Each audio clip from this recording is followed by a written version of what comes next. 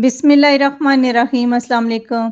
डार्स kitchen में आज आपके साथ बहुत ही मज़े की रेसिपी शेयर कर रही हूँ जो इजी टू मेक है। आप इसको इफ्तारी में बनाकर भी इंजॉय कर सकते हैं और अपनी टी पार्टीज पे भी बना सकते हैं। तो चले रेसिपी स्टार्ट करते हैं। 2 कप मैदा, इसको छान लेंगे।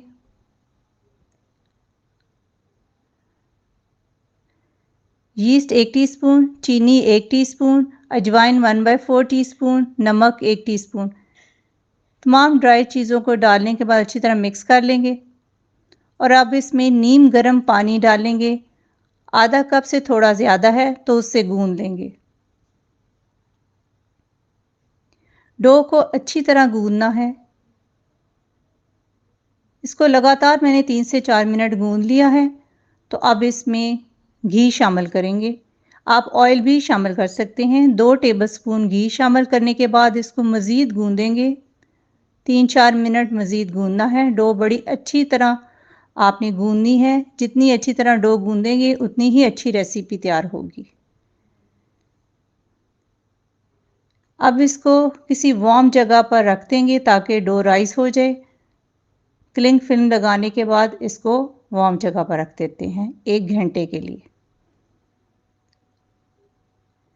फिलिंग की तैयारी कर लेते हैं। चीज़ आधा कप, नमक आधा टीस्पून, काली मिर्च आधा टीस्पून, चिली फ्लेक्स आधा टीस्पून ये शामिल कर देंगे। स्प्रिंग अनियन 2 से 3 टेबलस्पून के बराबर आप डाल सकते हैं। तो ये शामिल करने के बाद अच्छी तरह मिक्स कर लेंगे। ये हमारी फिलिंग तैयार हो चुकी है। डो भी बड़ी अच्छी राइस हो चुकी है। तो अब इसको थोड़ा सा नीट कर लेते हैं। थोड़ा सा मैदा डस्ट किया है। ऊपर भी थोड़ा सा मैदा डालूंगी और इसको नीट कर लूंगी।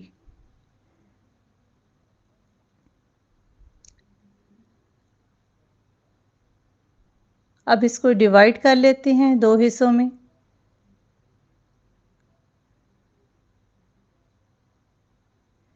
दो पेड़े बना लेंगे। अब आपने ये वाला स्टेप बहुत गौर से देखना है।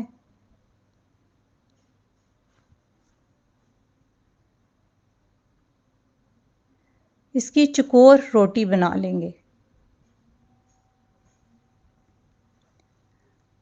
थोड़ा सा मैदा डस्ट किया है। तो अब इसको साइड पे रख लेंगे इस तरह उठाकर और एक और चकोर रोटी बेल लेंगे। मैदा नीचे डस्ट करेंगे और इसको बेल लेंगे। हाथ की मदद से थोड़ी सी शेप दे लेंगे। बहुत ही आसान रेसिपी है। जो फिलिंग बना के रखी हुई थी वो सारी इसके ऊपर स्प्रेड कर देंगे। अच्छी तरह फिलिंग को फैला देंगे और जो रोटी दूसरी है वो इसके ऊपर डाल देंगे और कवर कर देंगे और इसके कॉर्नर्स भी नीट कर लेंगे और साइडों से थोड़ा सा प्रेस कर देंगे ताकि शेप में ये आ जाए। जो एक्स्ट्रा एयर है बेलने की मदद से बेल कर एक्स्ट्रा एयर इसके अंदर से निकाल देंगे। बस ये वाला स्टेप आप गौर से देखेंगे तो आपको समझ आ जाएगी और आपको रेसिपी बनाने में आसानी होगी। अब इस तरह पिज़्ज़ा कटर से कटिंग कर लेंगे। अब इसको मैंने 3 स्ट्रिप्स में काट लिया है और अब इसको 6 हिस्सों में डिवाइड कर देंगे।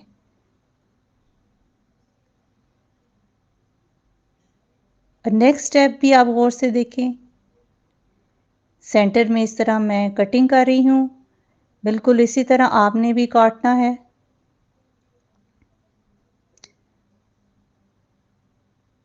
यहाँ से साइड से हम एक इसको फोल्ड देंगे, बालसा दे देंगे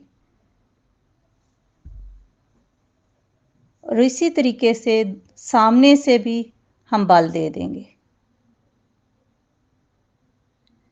इस तरह बाल देने से बड़ा अच्छा सा ट्विस्ट सा बीच में आ जाता है और बड़े ज़बरदस्त किस्म की शेप बन जाती है।